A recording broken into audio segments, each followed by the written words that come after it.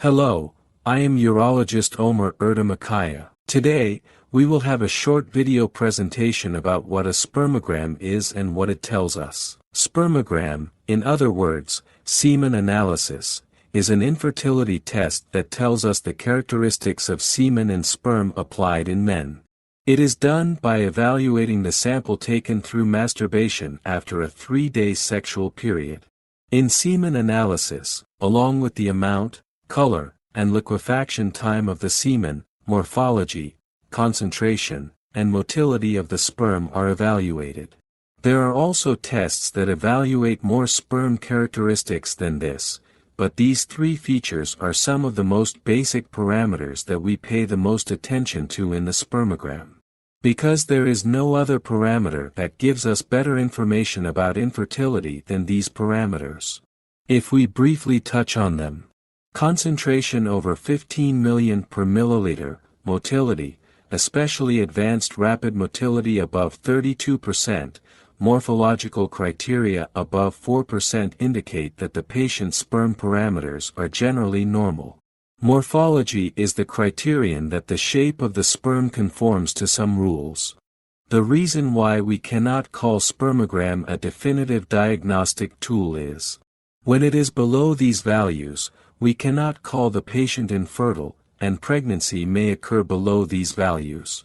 In other words, pregnancy can be achieved even when the morphology values are below 4%.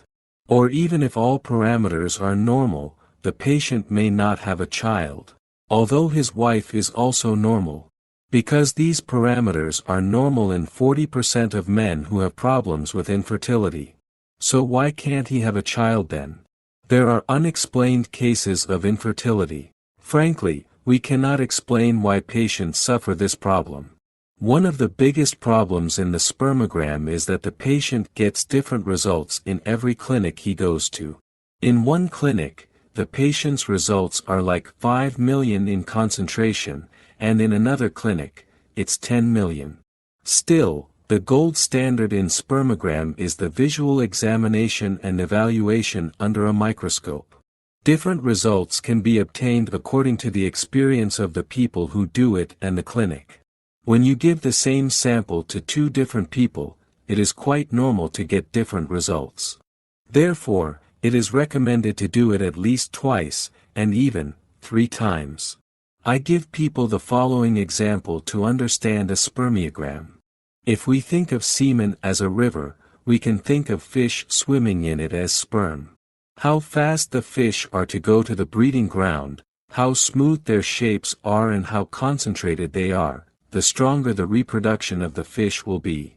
That's just how it is for us too.